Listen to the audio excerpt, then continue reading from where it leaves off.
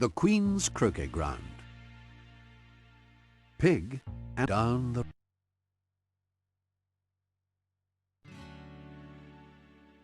the rabbit hole. Alice was beginning to get very tired of sitting by her sister on the bank and having nothing to do. Once or twice she had peeped into the book her sister was reading, but it had no pictures or conversations in it. Why don't you click on me?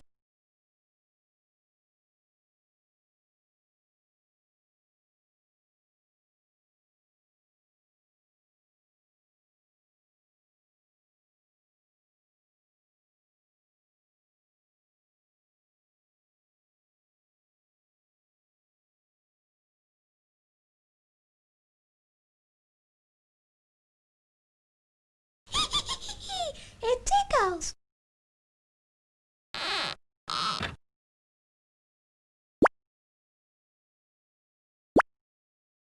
I'm bored. It tickles.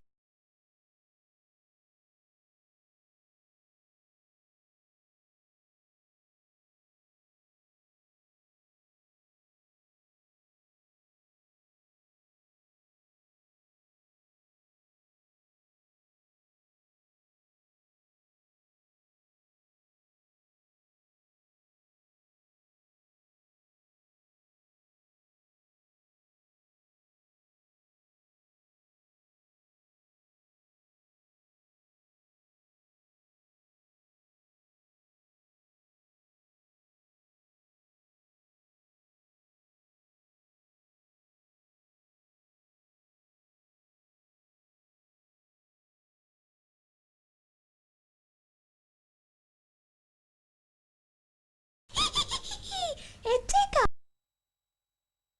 Alice thought. What is the possible use of a book without pictures or conversations? Suddenly, a white rabbit with pink eyes ran close by her. She didn't think that was so very remarkable, but then she heard the rabbit say to itself, Oh dear, I shall be too late.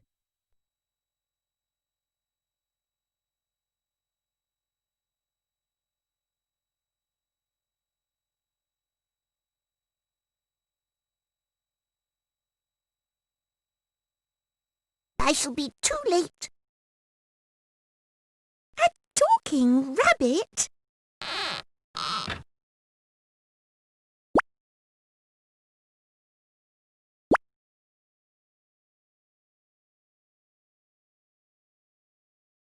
Next, the rabbit actually took a watch out of its waistcoat pocket and looked at it, then hurried on. Alice had never seen such a thing before. Then, just as suddenly, it popped down a large rabbit hole. In another moment, Alice went down after it, never thinking how she could get out again.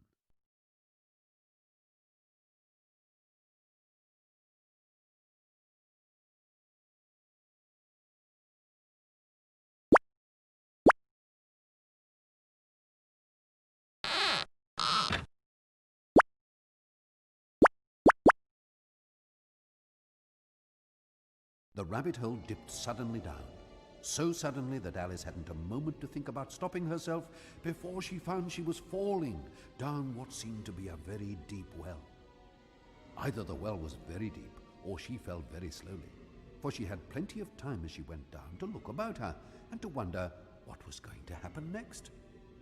First, she tried to look down and make out what she was coming to, but it was too dark to see anything. Then she looked at the sides of the well and noticed that they were filled with cupboards and bookshelves. Here and there she saw maps and pictures hung on pegs. Down, down, down. Would the fall never end? I wonder how many miles I've fallen by this time, She said aloud. I must be getting somewhere near the center of the earth. Let me see.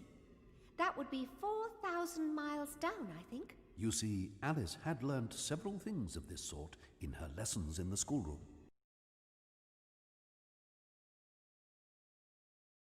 The Queen's Croquet Ground.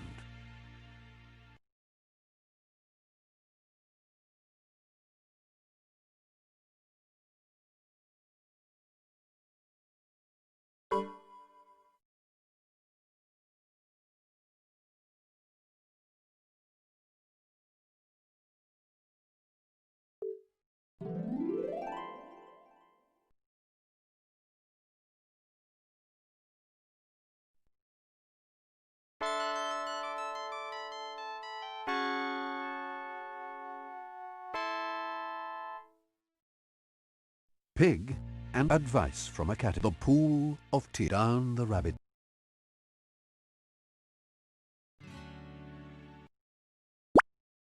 I'm bored.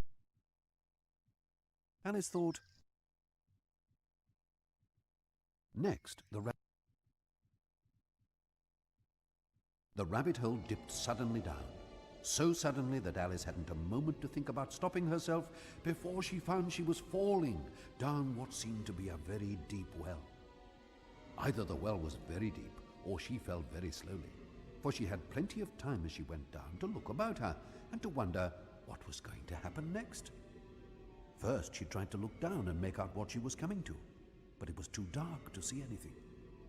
Then she looked at the sides of the well and noticed that they were filled with cupboards and bookshelves. Here and there she saw maps and pictures hung on pegs. Down, down, down. Would the fall never end? I wonder how many miles I've fallen by this time, She said aloud. I must be getting somewhere near the center of the earth. Let me see. That would be 4,000 miles down, I think. You see, Alice had learnt several things of this sort in her lessons in the schoolroom. Although this was not a very good opportunity for showing off her knowledge, as there was no one to listen to her, still it was good practice to say it over and over again. Presently, she began again. I wonder if I shall fall right through the earth. How funny it'll seem to come out among the people that walk with their heads downwards.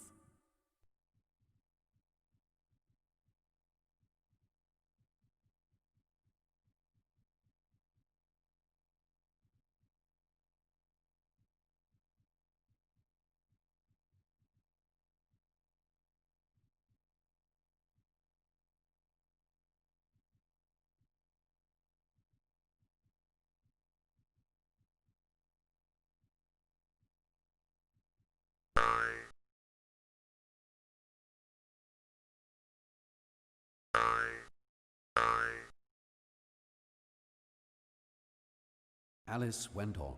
But I shall have to ask them what the name of the country is, you know. Please, Ma'am, is this New Zealand or Australia? And she tried to curtsy as she spoke.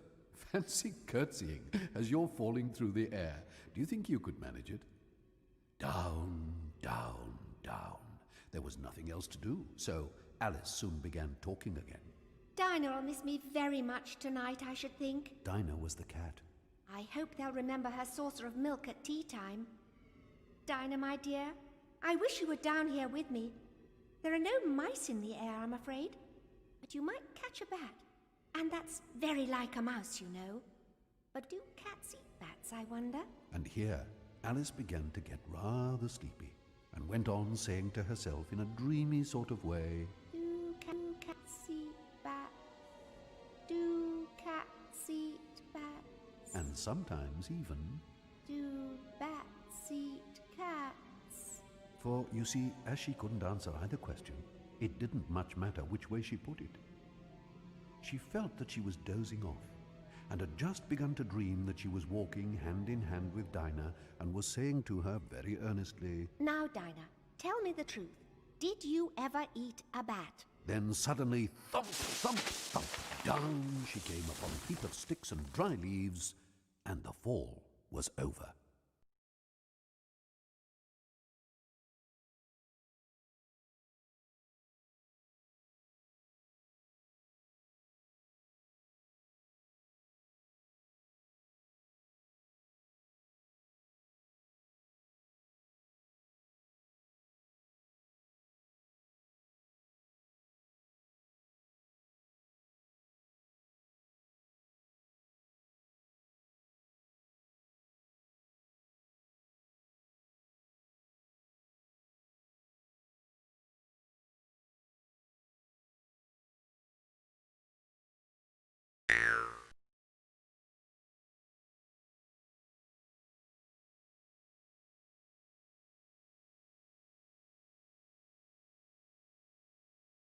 Alice was not a bit hurt, and she jumped to her feet in a moment.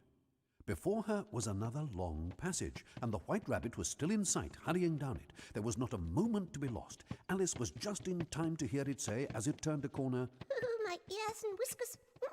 How late it's getting! When she turned the corner herself, the rabbit was no longer to be seen. She found herself in a long, low hall, which was lit up by a row of lamps hanging from the roof. There were doors all round the hall, but they were all locked.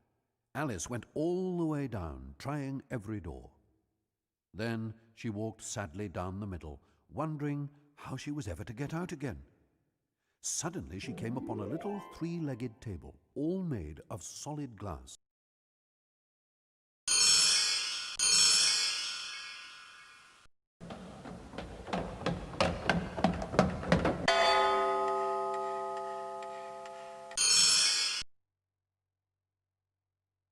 There was nothing on the table but a tiny golden key.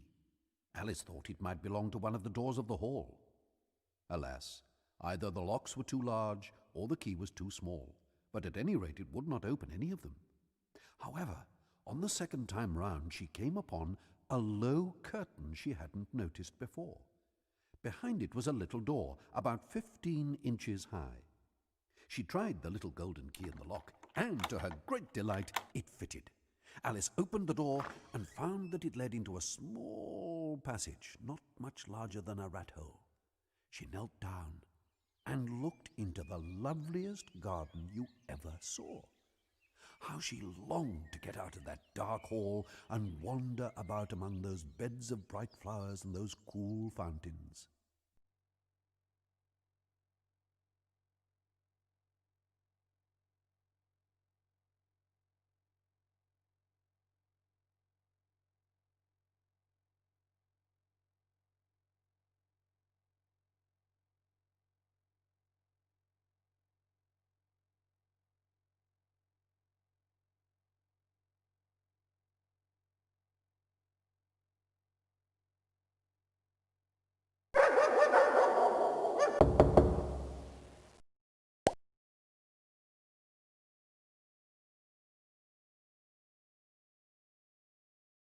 But she could not even get her head through the doorway.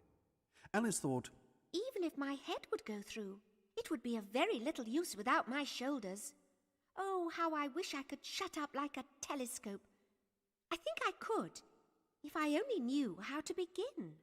for you see, so many out-of-the-way things had happened lately that Alice had begun to think that very few things indeed were really impossible. There seemed to be no use in waiting by the little door, so she went back to the table. She was half hoping she might find another key on it, or a book of rules for shutting people up like telescopes. This time she found a little bottle on it, which certainly was not there before. Tied round its neck was a paper label with the words, "Drink me," beautifully printed on it in large letters.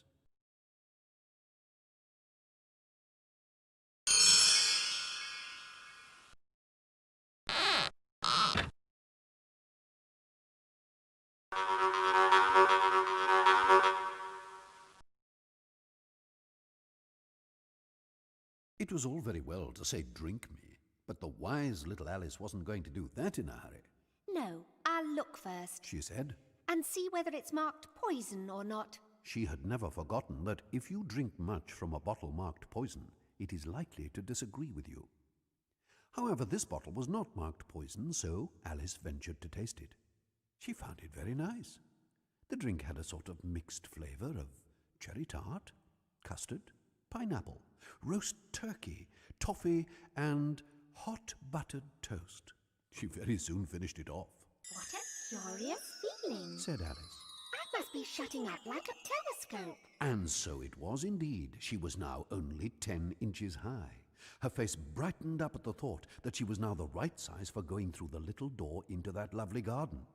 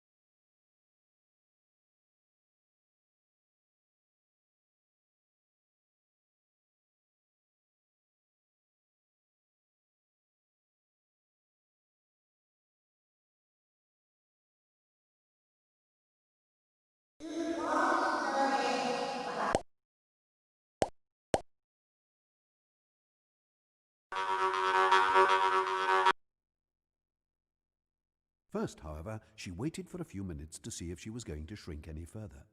She felt a little nervous about what might happen. She said to herself, It might end in my going out altogether, like a candle. I wonder what I should be like then. After a while, finding that nothing more happened, she decided to go into the garden at once.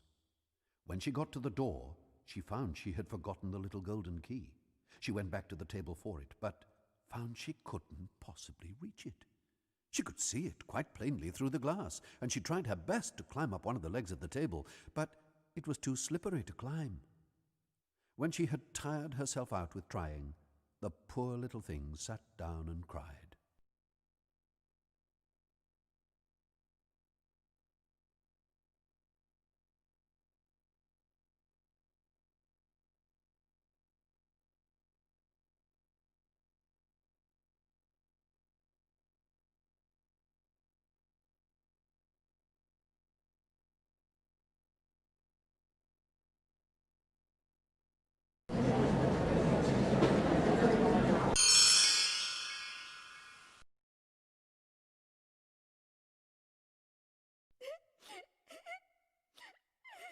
Come, there's no use in crying like that. Said Alice to herself rather sharply. I advise you to leave off this minute. She generally gave herself very good advice, though she very seldom followed it.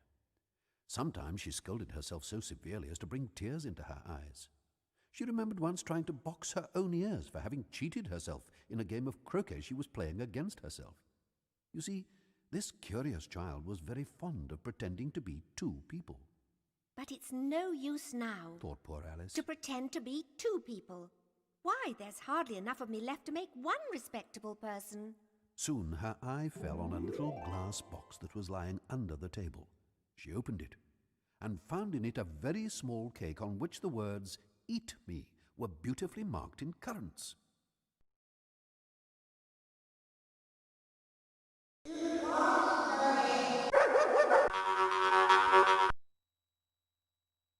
Well, I'll eat it. Said Alice.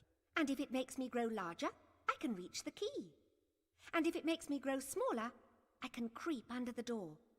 So either way, I'll get into the garden, and I don't care which happens. She ate a little bit and said anxiously to herself, Which way? Which way? holding her hand on the top of her head to feel which way it was growing. She was quite surprised to find she remained the same size. To be sure, this is what generally happens when one eats cake. But Alice had got so much into the way of expecting nothing but out-of-the-way things to happen. It seemed quite dull and stupid for life to go on in the common way. So she set to work and very soon finished off the cake.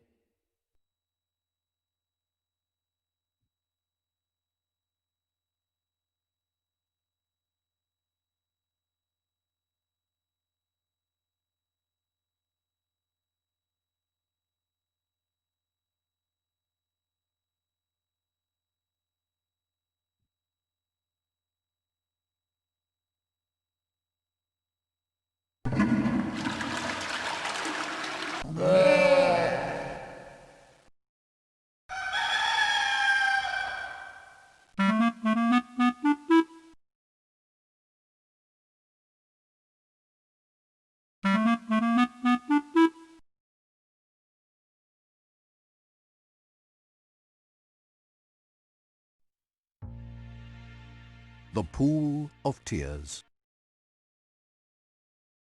The Pool of Tears, Curiouser and curiouser. cried Alice. Now I'm opening up like the largest telescope that ever was.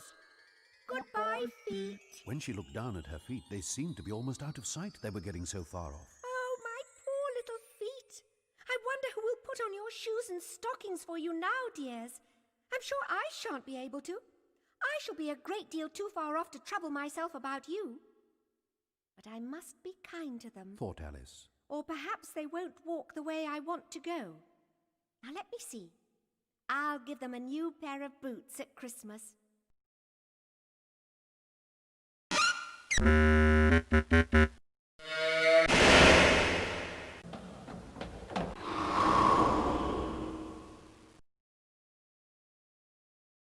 Alice went on planning how she could send her feet a pair of boots for Christmas. They must go by post. She thought. And how funny it'll seem, sending presents to one's own feet. And how odd the address will look. She read the address out loud.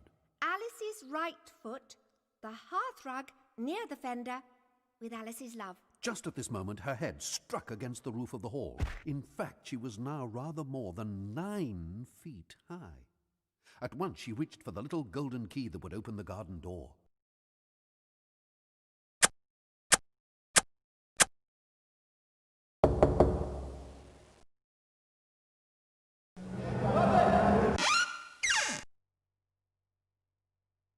Poor Alice. It was as much as she could do, lying down on one side, to look through into the garden with one eye. But to get through the doorway was more hopeless than ever, and she began to cry. You ought to be ashamed of yourself, Said Alice. a great big girl like you, She might as well say this. to go on crying in this way. Stop this moment, I tell you. But she went on all the same, shedding gallons of tears, until there was a large pool all round her, about 4 inches deep and reaching half down the hall. After a while, she heard a little pattering of feet in the distance. It was the White Rabbit returning, splendidly dressed. He came trotting along in a great hurry, muttering to himself, Oh, the Duchess, the Duchess. Oh, won't she be savage if I've kept her waiting? Alice felt so desperate she was ready to ask help from anyone. So when the rabbit came near her, she began in a low, timid voice. If you please, sir. The rabbit started violently and scurried away as hard as he could go.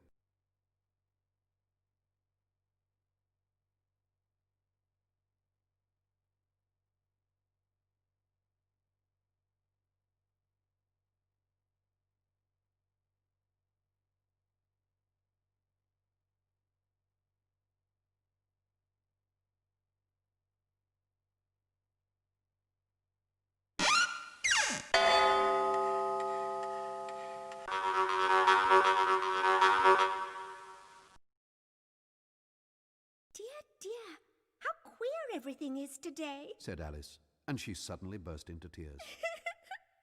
But she stopped when she realized she must be growing smaller again. And now for the garden. She said, and she ran with all speed back to the little door. But alas, it was shut again, and the little golden key was lying on the glass table as before. Things are worse than ever. She thought. Then her foot slipped, and in another moment, splash! She was up to her chin in salt water. Her first idea was that somehow she'd fallen into the sea. However, she soon discovered she was in a pool of tears which she had wept when she was 9 feet high. I wish I hadn't cried so much. Said Alice as she swam about trying to find her way out. I shall be punished for it now, I suppose, by being drowned in my own tears. That will be a queer thing, to be sure. However, everything is queer today.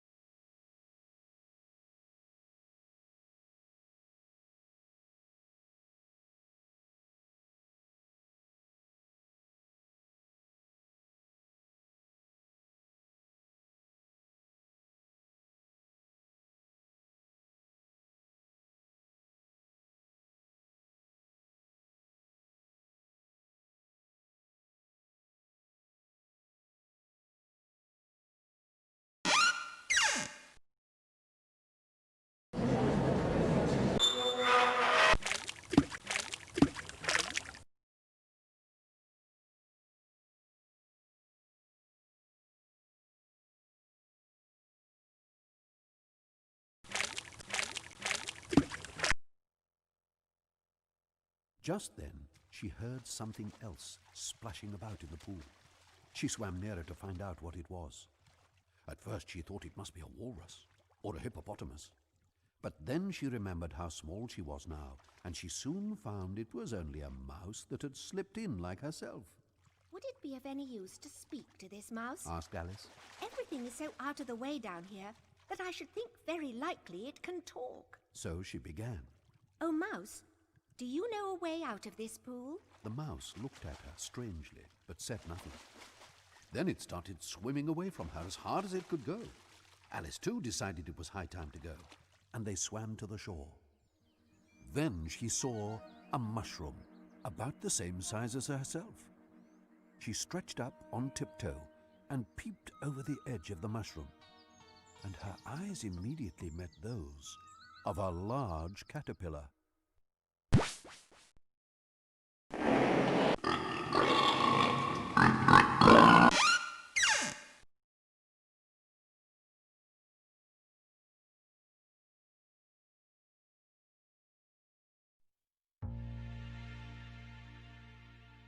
A mad teapot, the pool of tea, down the rabbit. Advice from a caterpillar.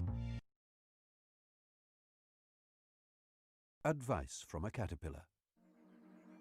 The caterpillar and Alice looked at each other for some time in silence.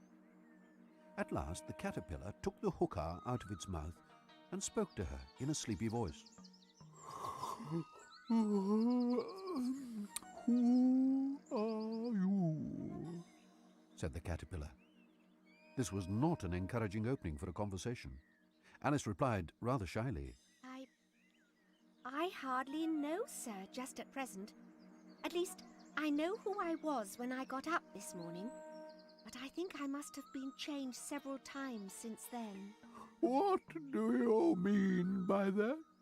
said the caterpillar sternly. "Explain yourself," I can't explain myself, I'm afraid, sir, said Alice. because I'm not myself, you see. "I don't see," said the caterpillar. I'm afraid I can't put it more clearly, Alice replied very politely. for I can't understand it myself to begin with, and being so many different sizes in a day is very confusing. "It isn't," said the caterpillar. Well, perhaps you haven't found it so yet. Said Alice.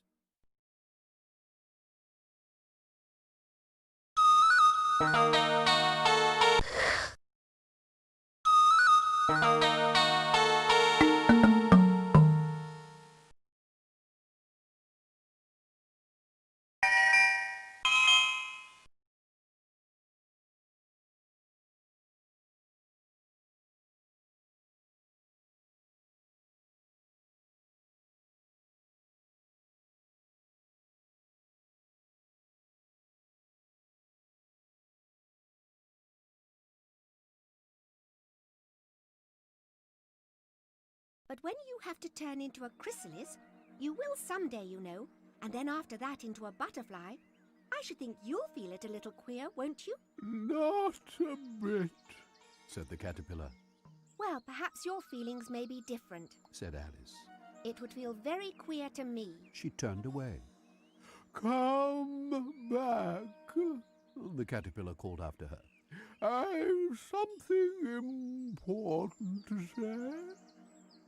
Alice turned and came back again. "Keep your temper," said the caterpillar. Is that all? Said Alice, swallowing down her anger as well as she could. No, said the caterpillar. Alice thought she might as well wait, as she had nothing else to do, and perhaps it might tell her something worth hearing.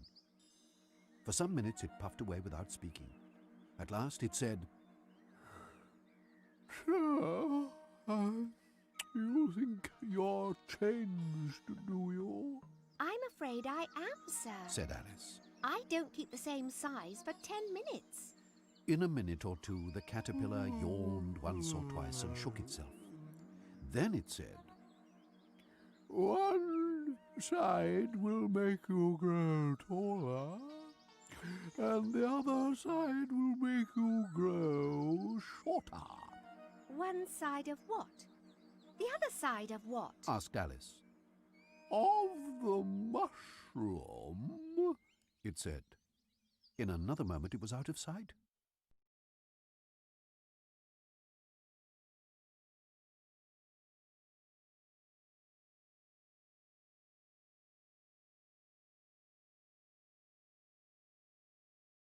Alice looked at the mushroom for a minute, trying to make out which were the two sides of it.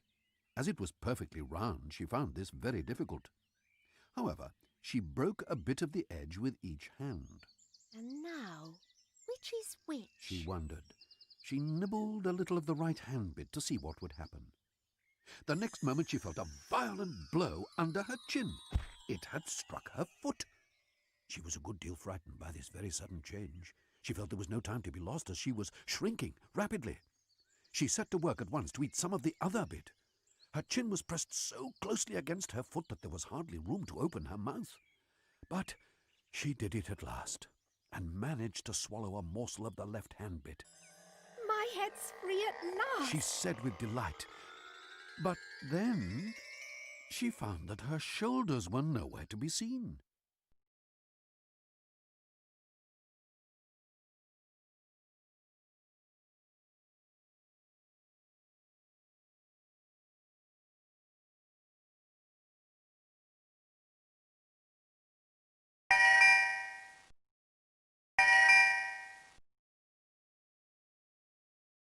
All she could see when she looked down was a long neck, which seemed to rise like a stalk out of a sea of green leaves that lay far below her.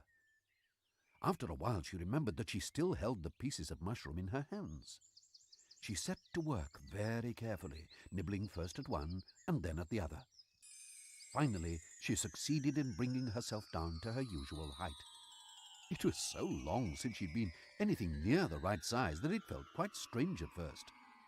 But she got used to it in a few minutes and began talking to herself as usual. Come, there's half my plan done now. How puzzling all these changes are. I'm never sure what I'm going to be from one minute to another. However, I've got back to my right size. The next thing is to get into that beautiful garden. How is that to be done, I wonder?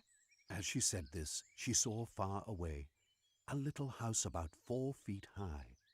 Whoever lives there? Thought Alice. It'll never do to come upon them this size.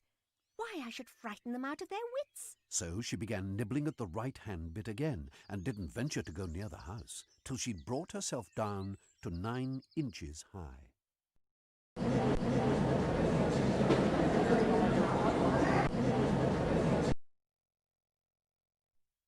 Pig and Pepper.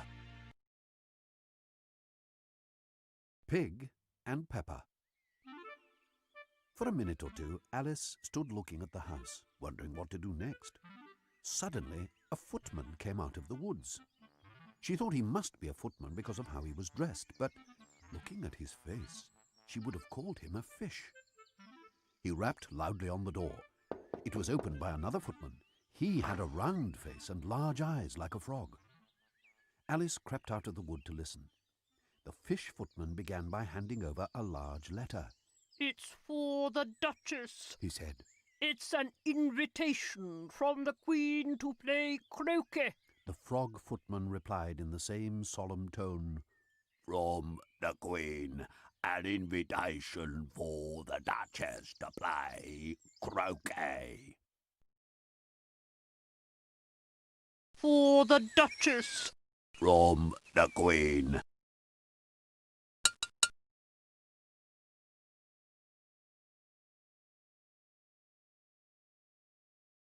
Then they both bowed low and their curls got entangled together. Alice laughed so much at this that she had to run back into the wood so they wouldn't hear her. When she next peeped out, the fish footman was gone. Alice went timidly up to the door and knocked. "There's no use of knocking," said the footman. "I'm on your side of the door, and they're making such a noise inside no one can hear you." Certainly there was a most extraordinary noise going on within, a constant howling and sneezing. Every now and then there was a great crash, as if a dish or kettle had been broken to pieces. Please then, Said Alice. how am I to get in? "There might be some sense in your knocking," the footman went on, "if we had the door between us."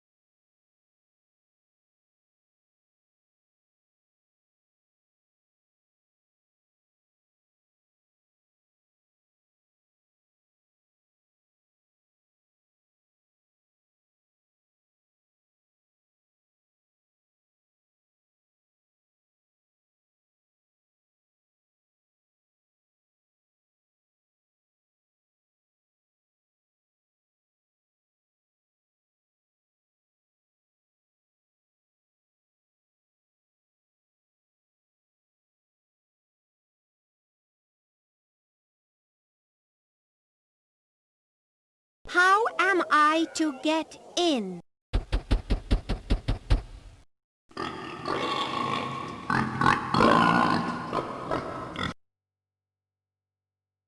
For instance, if you were inside, you might knock and I could let you out. He was looking up into the sky all the time he was speaking. But perhaps he can't help it. She said to herself. His eyes are so very nearly at the top of his head. But at any rate, he might answer questions. So she repeated out loud. How am I to get in? But all the footman would say in reply was, I shall sit here till tomorrow. At this moment, the door of the house opened, and a large plate came skimming out, straight at the footman's head. It just grazed his nose and broke to pieces against one of the trees behind him. Oh, there's no use in talking to him, said Alice. She opened the door and went in.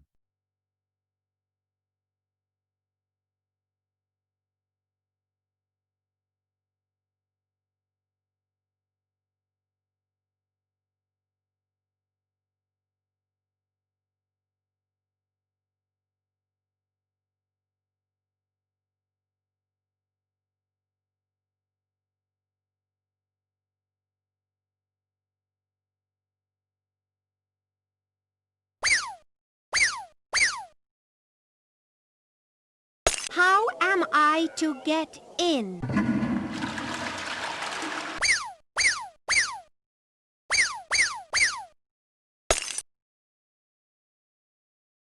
The door led right into a large kitchen, which was full of smoke from one end to the other. The Duchess was sitting on a three-legged stool in the middle, nursing a baby. The cook was leaning over the fire, stirring a large cauldron which seemed to be full of soup. There's certainly too much pepper in that soup. Alice said. She had to try and stop sneezing herself. There was certainly too much pepper in the air. Even the Duchess sneezed from time to time. As for the baby, it was sneezing and howling without a moment's pause. There was a large cat lying on the hearth and grinned from ear to ear. Please, would you tell me, said Alice timidly, why your cat grins like that? It's a Cheshire Cat, said the Duchess, and that's why. said Alice. I didn't know Cheshire Cats always grinned. In fact, I didn't know that cats could grin. They all can, said the Duchess. and most of them do. Then the cook set to work. She started throwing everything she could find at the Duchess and the baby. The fire irons came first, followed by a shower of saucepans, plates and dishes. The Duchess took no notice of them, even when they hit her, and the baby just howled and howled. Oh, please mind what you're doing, Cried Alice, jumping up and down.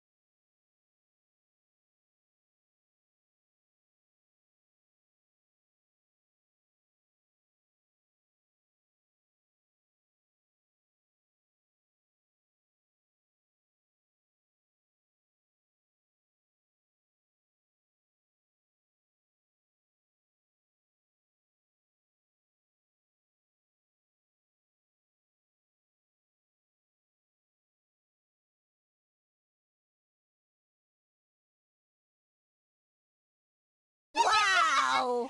Wow!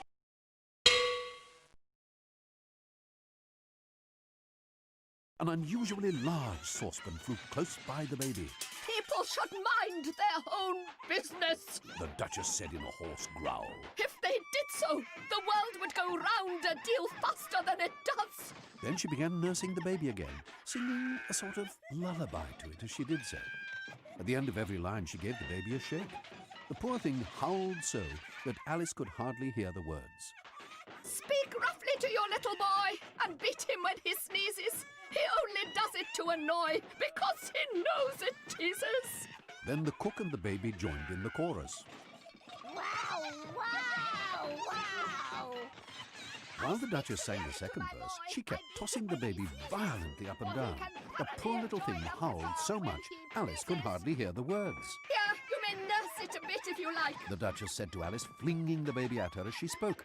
I must go and get ready to play croquet with the Queen. Then she suddenly disappeared. The cook threw a frying pan after her as she went, but it just missed her. Alice caught the baby.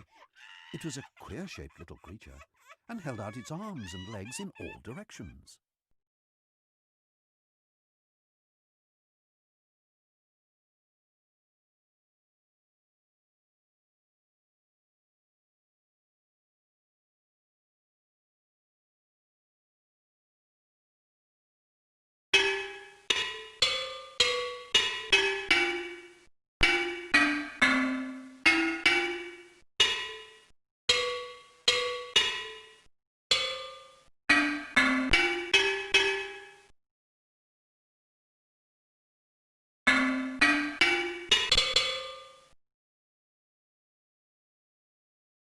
She carried the baby out into the open air, It's just like a starfish. thought Alice.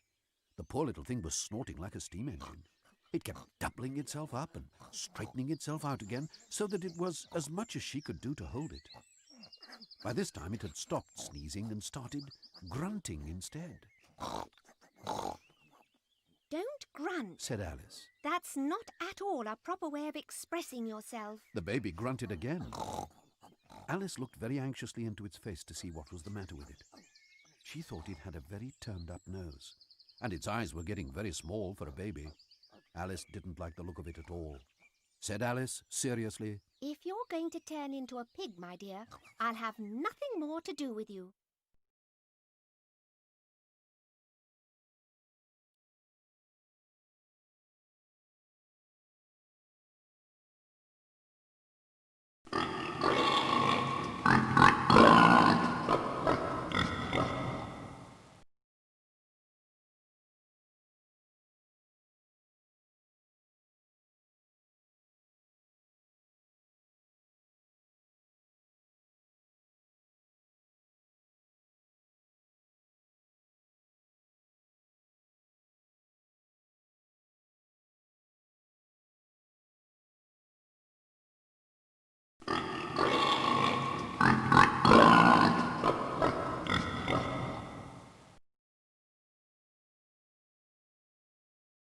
Now, what am I to do with this creature when I get it home? Alice wondered. Suddenly it grunted again, so violently that she looked down into its face in alarm. This time there could be no mistake about it. It was neither more nor less than a pig. She felt it would be quite absurd for her to carry it any further. So she set the little creature down and felt quite relieved to see it trot away quietly into the wood. If it had grown up, She said to herself. it would have made a dreadfully ugly child. But I think it makes rather a handsome pig. And she began thinking of other children she knew who might do very well as pigs, If one only knew the right way to change them. she said to herself, when she was a little startled by seeing the Cheshire Cat sitting on the bough of a tree only a few yards away. Meow.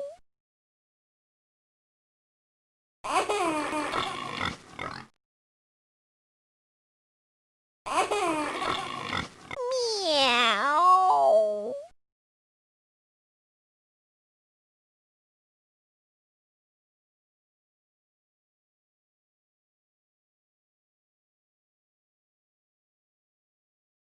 The cat only grinned when it saw Alice.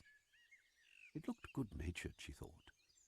Still, it had very long claws and a great many teeth, so she felt it ought to be treated with respect.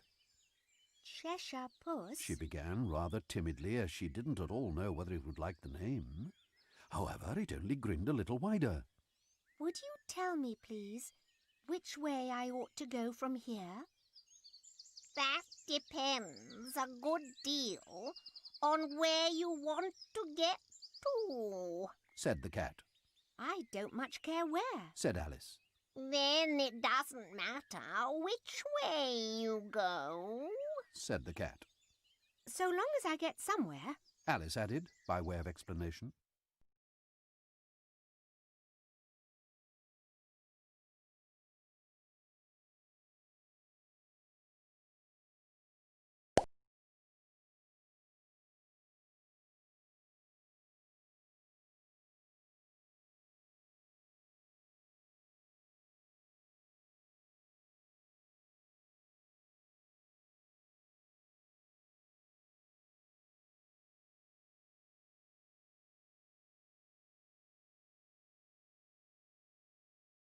Oh, you're sure to do that?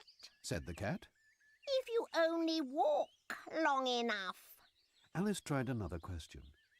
What sort of people live around here? In that direction The cat said, waving its right paw around. lives a hatter. And in that direction Waving the other paw. lives a March Hare. Visit whichever you like. They're both mad. But I don't want to go among mad people. Said Alice. Oh, you can't help that. Said the cat. We're all mad here. I'm mad. You're mad. How do you know I'm mad? Asked Alice. You must be, Said the cat. or you wouldn't have come here. Then it vanished. Alice was not much surprised at this. She was getting well used to queer things happening.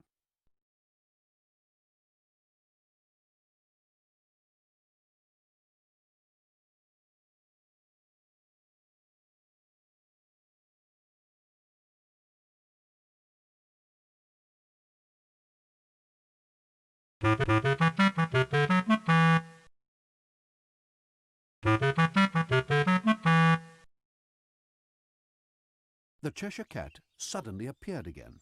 By the by, what became of the baby? Said the cat. It turned into a pig. Alice answered very quietly. I thought it would. Said the cat, and vanished again. Alice decided to walk to the March Hare's house. I've seen hatters before. She said to herself. The March Hare will be much more interesting. Perhaps, as this is May, it won't be so mad as it was in March. She looked up, and there was the cat again. Did you say pig or fig? Said the cat, I said pig. replied Alice. And I wish you wouldn't keep appearing and vanishing so suddenly. You make me quite giddy. All right. Said the cat. This time it vanished quite slowly, beginning with the end of its tail and ending with the grin, which remained some time after the rest of it had gone.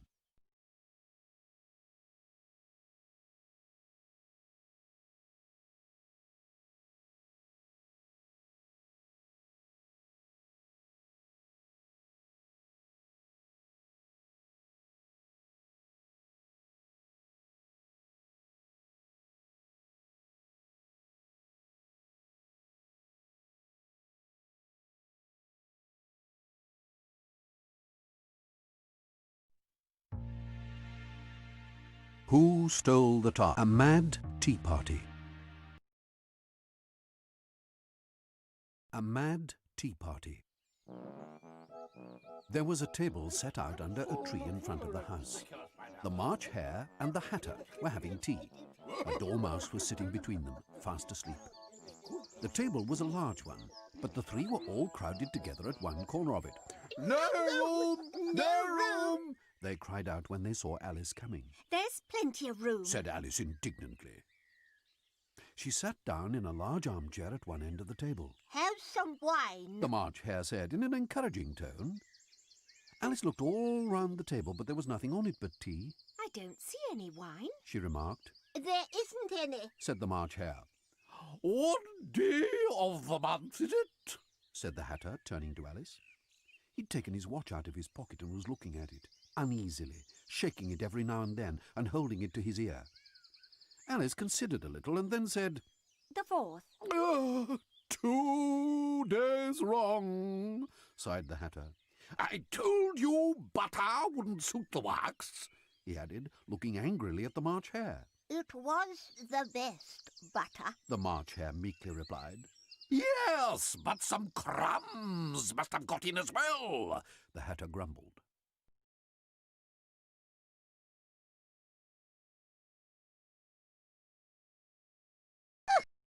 "2 days wrong." Have some wine.